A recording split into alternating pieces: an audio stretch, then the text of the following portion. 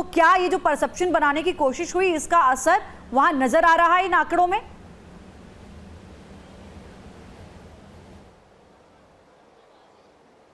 बिल्कुल, देखिए जो आंकड़े सामने आ रहे हैं ये ज़रूर बता रहे हैं कि कहीं न कहीं परेशानी का सबक रोहिणी आचार्य के लिए ज़रूर है। जो परसेप्शन लगातार बनाया गया, चाहे वो बीजेपी की हो या फिर एनडीए के तमाम नेता हैं कि वो बाहरी प्रत्याशी हैं, वो बिहार में भी नहीं रहती और आमतौर पर देश में भी नहीं रहती हैं, तो चुनाव जीत के वो फिर से सिंगापुर चली जाएंगी। तो ये कोशिश ज़रूर थी कि एक परसेप्शन बनाया जाए। लेकिन दूसरी तरफ प्रत्याशी अगर एनडीए के देखे जाए तो राजीव प्रताप रूडी हैं। ये पहली बार सांसद का चुनाव नहीं लड़ रहे, करीब 20 साल से वहाँ से सांसद हैं, एमएलसी भी रह चुके हैं, बिहार सरकार में मंत्री भी रह चुके हैं, केंद्र सरकार में भी मंत्री रह चुके हैं। तो एक बड़ा दबदबा है राजीव प्रताप रूडी का सारण में। तो कह सकते हैं कि दोनों फैक्टर नजर आ रहा है। एक तरफ जो व्यक्तिगत तौर पर राजीव प्रताप रूडी का वर्चस्व है वो नजर आ रहा है, दूसरी तरफ जो परसेप्शन बनाया गया, यानी कि अगर रोहिणी आचार्य चुनाव जीतती हैं तो यहाँ से बाहर चली जाएंगी और कहीं ना कहीं पूरे प्रचार प्रसार में रोहिणी के द्वारा जो बयानबाजी की गई है उससे भी काफ़ी फर्क पड़ रहा है। और सारण हिंसा को लेकर भी कह सकते हैं कि एक परसेप्शन जो है वो गलत हुआ।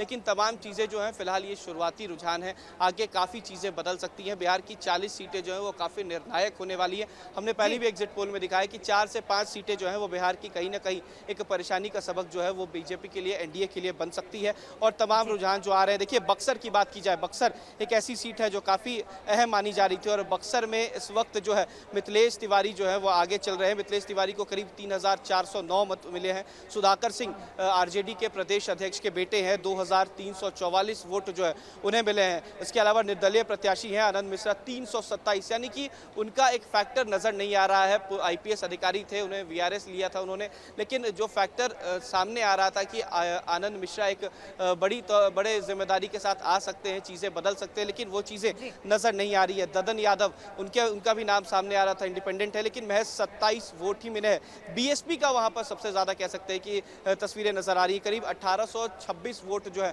वो बीएसपी के उम्मीदवार को मिले हैं। तो अब इस वक्त त्रिकोणीय मुकाबला एनडीए, इंडिया गठबंधन और बीएसपी में नजर आ रहा है, यानी कि मायावती की पार्टी भी बात करनी होगी यहाँ पे उत्कर्ष, क्योंकि उजियारपुर जो है वो भी हॉट सीट। नित्यानंद राय यहाँ से चुनावी मैदान में है, 2014-2019 में यहाँ से जीत दर्ज की, 2019 में उपेंद्र कुशवाहा को भी उन्होंने हराया। इस सीट पर फिलहाल जो रुझान आ रहे हैं वो किसके पक्ष में नजर आते हैं?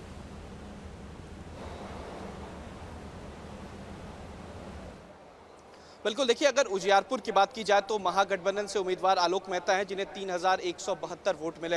इसके अलावा नित्यानंद राय की बात की जाए तो वो आगे चल रहे हैं, 5064 वोट जो है वो तीसरे राउंड की काउंटिंग के बाद मिले हैं। तो इस वक्त नित्यानंद राय आगे नजर आ रहे हैं और कह सकते हैं कि एक बड़ी जिम्मेदारी की बात भी अमित शाह ने उनको लेकर की थी। जब अमित शाह उनके पक्ष में वोटें कह सकते हैं प्रचार प्रसार करने आए थे तो उन्होंने साफ कहा था कि एक बड़ी जिम्मेदारी इस बार दी जा सकती है, यानी कि कह सकते हैं कि केंद्रीय मंत्री का पद जो है उन्हें मिल सकता है, क्योंकि केंद्रीय राज्य मंत्री का पद उन्हें मिला हुआ था।